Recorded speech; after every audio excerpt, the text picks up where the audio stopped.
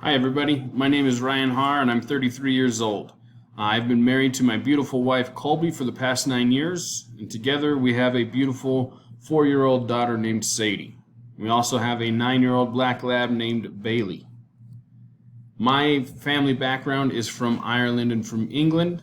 One of the main traditions that we have passed down is the Sunday family dinners. Together, we get together every Sunday, we eat dinner together, we enjoy our company, we talk about what's going on in our lives and make sure that everybody's doing okay, and see if there's anything that we can do to help each other out. Every Sunday, we make sure that we carve out time so that we are spending time with the whole family.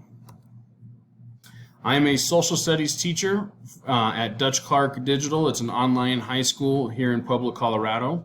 This is my 7th year teaching. I also am the assistant football coach and offensive run game coordinator at Pueblo South High School. This is my 13th year coaching. Currently, I hold a bachelor's degree in history and education from the Colorado State University, Pueblo, and I also have a master's degree in sports coaching from the University of Northern Colorado. When watching the Cultural Diversity, the Sum of Our Parts video, I found it very interesting the way that they looked at ourselves being made up of puzzle pieces and how all of these different puzzle pieces work together to create who you are and what you represent throughout your life. I thought it was great that by looking at that, you're able to see that diversity is more than just race and ethnicity, but it goes further down into your background and all of the little things that make up who you are. As a whole, I believe that we need to be able to look beyond what we see on the outside of a person and look at what's inside of a person, because the outside and the inside don't always match, and we need to be able to learn and discover who that person on the inside is. Everybody around us has a voice, and in order for the diversity of our voices to be heard, we have to be willing to share and listen the things that make us different from each other. We, as a community, have to be able to listen and learn about each other so that we are able to grow as a community. The video, It's Past Time to Appreciate Cultural Diversity, talks about how there's always pressure to adapt to a new situation when you find yourself in there and you adapt to the popular culture. Instead of just continuing to be yourself and learn to love who it is that you are. And so when we get into these situations, it's very easy for us to try and fit in. But what we need to do is we need to look down deep and stay true to who it is that we are. And we need to not be closed off to these new cultures that are coming into our lives. We need to look for ways to accept all the cultures around us and be able to grow and allow our cultures to adapt with these new cultures that we have been introduced to. Some of the challenges to cultural diversity are prejudice, xenophobia, ethnocentrism, racism, explicit racism, and implicit racism. All of these at different levels will present a barrier to cultural diversity and the acceptance of different cultures into your community. And these are things that we have to continue to try and push forward through in order to allow everybody to be accepted for who they truly are. The reading about engaging diverse communities I found very interesting. I like the idea of being able to get everybody together. I know it's been hard over the past year to be able to do some of those things. Hopefully, we're moving on the direction and trending up to where we are able to start getting back into doing things together as families, as communities, as cities, and really celebrate the great things that we are able to accomplish on a daily basis.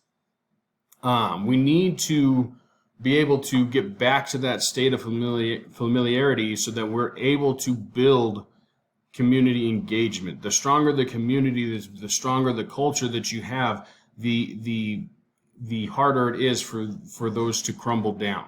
Okay, we have to be proactive and empower the people in our community to be able to impact people's lives in a positive way.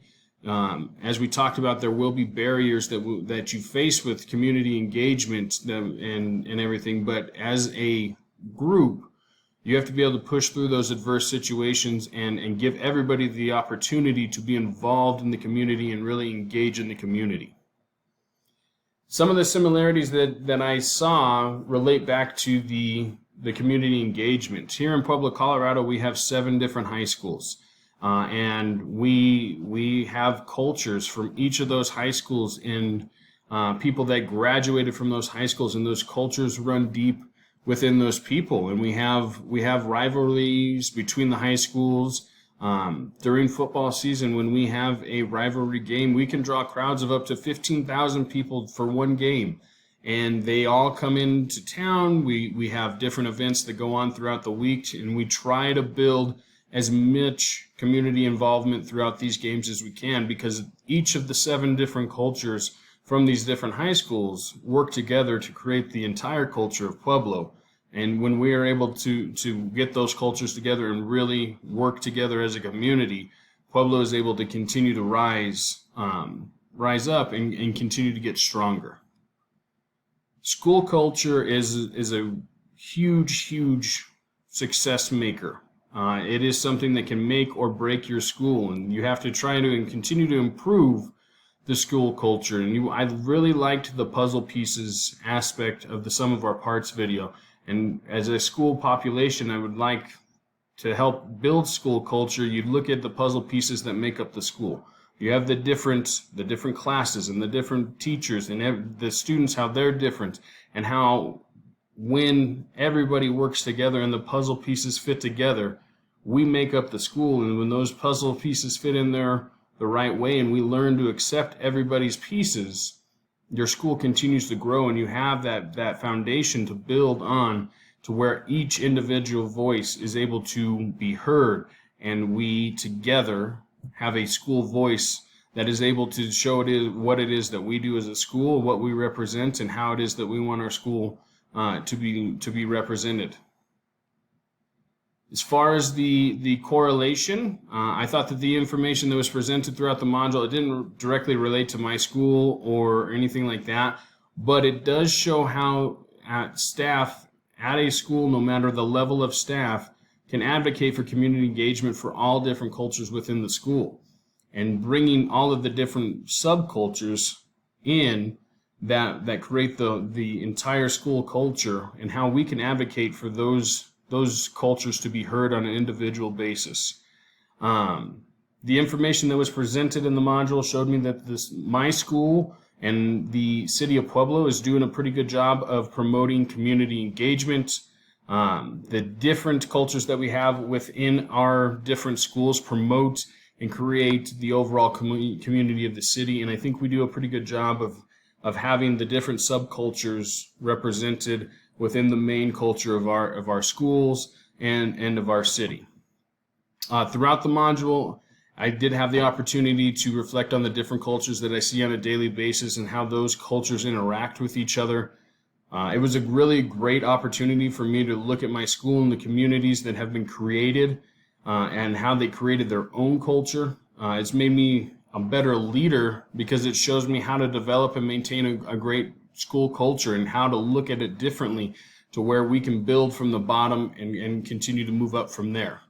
And that has also allowed me to see the great importance of community engagement, and how bringing the community together will make the school stronger, it will make the city stronger, and it just continues to support the foundation of our learning. So thank you. I look forward to being in the class with you guys, and I'll see you guys next time.